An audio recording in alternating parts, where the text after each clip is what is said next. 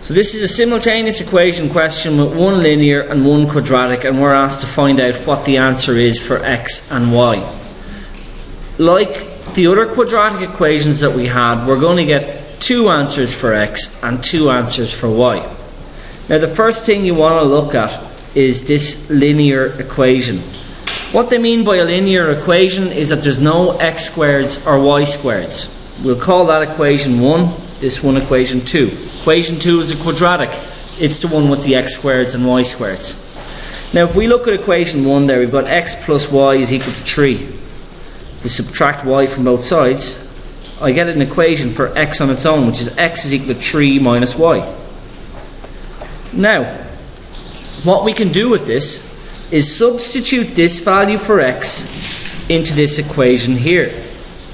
So what we'd end up with is, instead of x squared plus y squared equals 17, we'd have 3 minus y squared plus y squared is equal to 17. Everybody with me so far?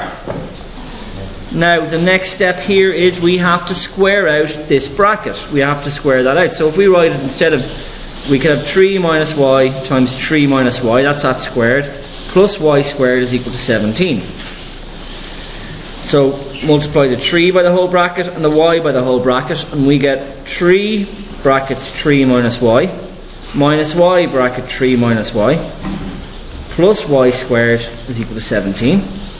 So that would be 9 minus 3y plus y squared is equal to 17.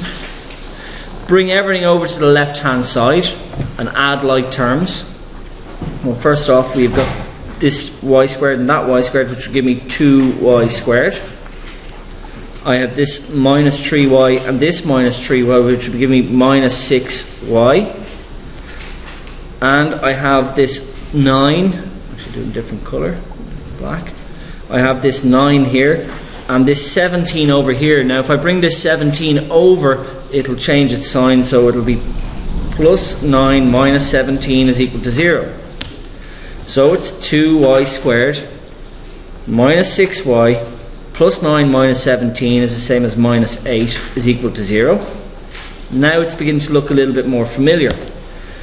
We're at an ordinary quadratic equation. Now we can divide both sides by 2 here to make it a little bit easier. So if we divide everything by 2, we get y squared minus 3y minus 4 is equal to 0.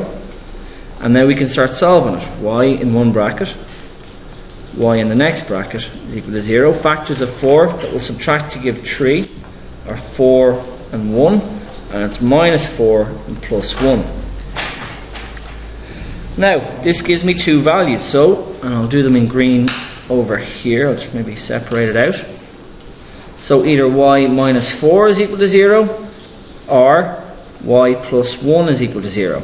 If y minus 4 is equal to 0, add 4 to both sides, and we get y is equal to plus 4 as one of our answers. Sir, why can't we see the bar? Just 1 second, Jack, at the end you can have a look at it, okay?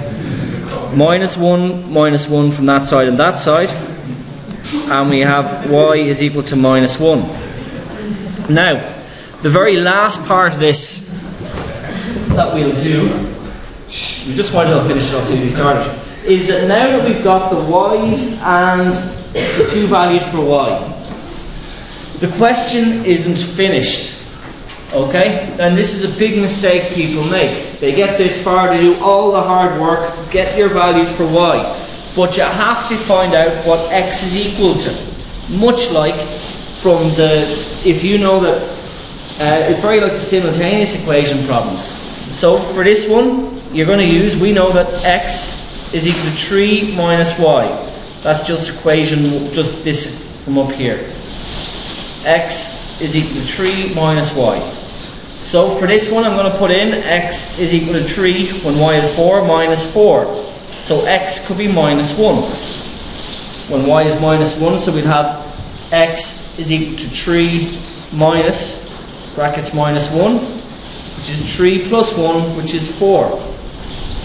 So the answers are, the solutions are, you've got x is equal to minus 1 and y is equal to 4, or x is equal to 4 and y is equal to minus 1. And that's it.